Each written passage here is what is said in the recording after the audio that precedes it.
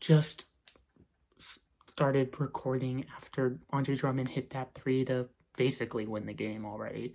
The game is still going on behind me. I just have it muted, so hopefully I don't get copyrighted. But the Sixers love Tyrese Maxey so much, and I loved his game, and I was super happy to see him explode out of nowhere. Because he was just, it was fun to see him have fun, honestly. And I was really hoping when Jared McCain got back that he could join in that.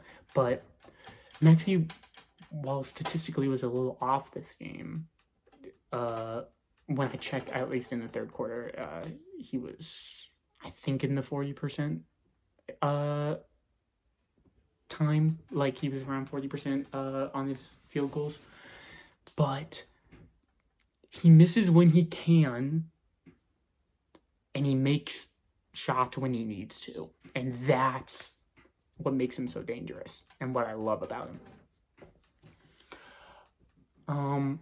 Kelly Oubre was on fire to start at the beginning. He made 2 threes in a row, like back to back, on when he got not on possessions, but when he got the ball. And it was so invigorating to see that happen.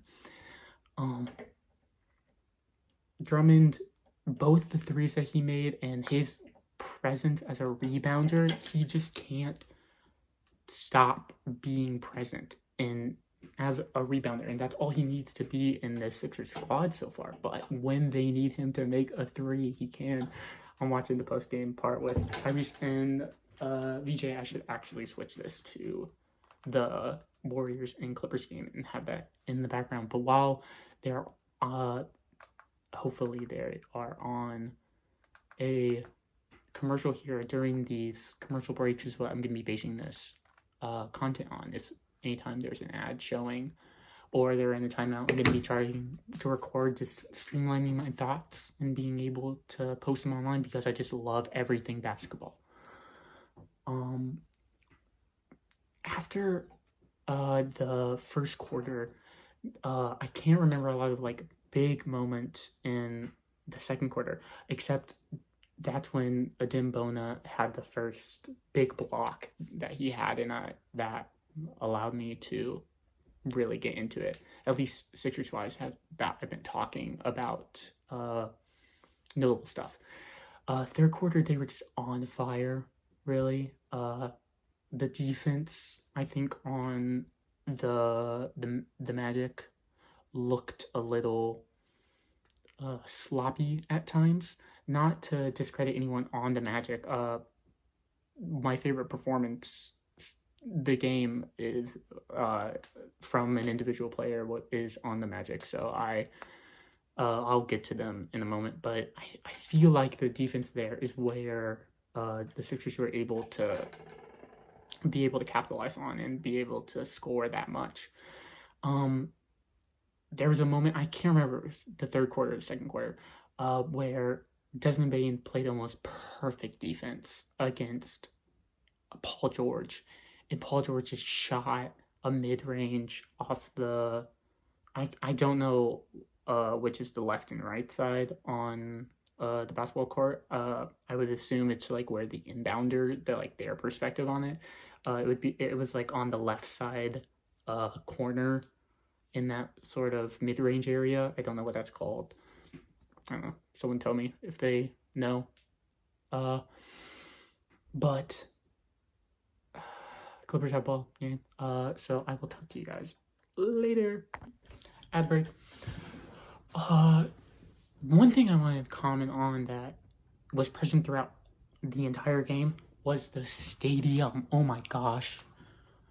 That Sixers stadium, that was a fun thing to watch. They were ready to burst at any moment where the Sixers got hot. They were screaming and cheering. It felt like a really fun stadium to play in. If the Sixers, probably all the Sixers felt so good winning in that stadium. So good to win at that stadium. That sounded very grumbly. But yeah, I can't imagine what it would be like to be Drummond hitting that three to win the game, and what it would be like to hear that crowd cheer for you. Oh my gosh. Wow. Um I don't know why I'm thinking about it so much. Um Honestly, Sixers played wonderful basketball. I don't think anyone could disagree on that. They played some good basketball. They had some flaws that were obviously there, but overall they won. What more to basketball is there? The Magic. The first two quarters seemed golden. It was like everything you want the game to be from a neutral fan. It's like it was a 2-point difference or 3-point. It was a 1 possession difference going into the second quarter, and I think by the end of the second quarter it was a 1 or 2. At the end of the second quarter, it was a 1 or 2 possession game, and during that first 2 quarters, it was like such a fun game to be watching. Like it had me on the edge of my seat as much as I could be. Even so that I quote tweeted Derek Miller because he talked about how he wasn't expecting a bunch from the Magic this game, which I wasn't either, given their last performance. They didn't give a lot of inspiration to their fans or to anyone that would be rooting for them. But Desmond Bane, I love Desmond Bane because I'm from his hometown, which I'm in right now, Richmond, Indiana. I went to the same school that he went to in high school. The building that housed 9th through 12th grade also housed 7th and 8th grade, and I went to that growing up. And I had one interaction with him in the hallway when I was like in 7th grade. I think it was his senior year. I might have been wrong, and it might have been like a field trip or something. And I saw him, and he looked down at me, and I said hi, and I don't think he heard me, and he kept walking. But I never forgot it because it was Desmond Bane. You know, we all talked about it. He was this crazy basketball player that was destroying any team he was playing against. I heard that he got into TSU and sort of follow him. And when I heard that he was in the NBA, that was like one of the big reasons why I started watching the NBA again. Pod for 3, they're back. But I just wanted to finish my love for Desmond Bane, and I need to continue with that the next time I record. Desmond Bane, I'm just saying that so I remembered what I was talking about.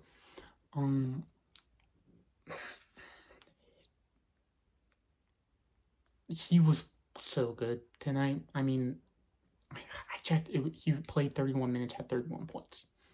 That's insane. He was keeping that game alive. He was carrying the Magic on his back. On his back. Like, really, he was. And I assume that the Magic are grateful that they were at least in the game for as long as they were because of him. The physicality of the Magic, I think, are their biggest strength when they are using it. Like, their presence rebounding today felt better. I didn't look at the rebounding stats, but at least through the eye test, it felt like Orlando was keeping up that physicality between the Sixers and them. And the tension was palpable in that arena. It really was. When I think it was like going out of the third quarter or something, there was a big huddle and they had to be separated, and just made all the players play harder. And there were texts, there were people screaming and cursing at each other. There was a bit of shoving at the beginning, but powerful basketball being played, and meaningful basketball being played, and players not afraid to show their emotions through their game and their actions, within not hurting anyone significantly enough to stop their ability at basketball. Game's back. I will catch you guys later. One thing about the Magic that I started to notice and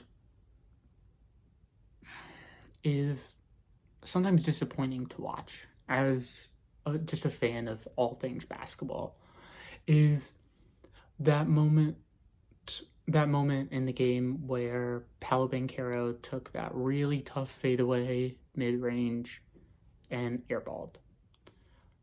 And I think those are the shots that give him or give NBA Twitter a reason to hate tweet about him, and they take those moments and they greatly exaggerate all the hate towards him, and how bad of a player he is, and how he's unplayable in today's game. He looks for too many mid ranges or hard jumpers, and I think that what they're saying has like a hint of truth in it. But it's like those kind of shots that he decides to take are the ones that give him those criticisms. And I think he is a very good playmaker. He is one of like the best he's the best playmaker on this team by far. But he gets so much attention from all the other players. They trust him to bail them out sometimes. And so he's resulted in those. But that one mid-range that he took, it felt like his choice to make, that he could have found someone that was maybe able to make a better shot than that one. I think he's smart enough of a player to potentially find the person there. But at the end of the day, he's a really good basketball player, and he thought he could make that shot, and it's just unfortunate that he didn't. But really fun game from the Sixers and Magic. Gave us something very entertaining. For honestly, it started to teeter off my interest in the third quarter. Still watching, but finding my mind wandering to other stuff in my life.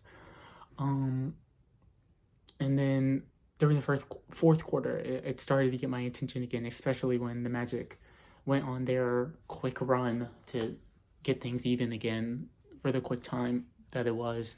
And then Philadelphia started to pull away again, and that three by Drummond kind of sealed the deal for me.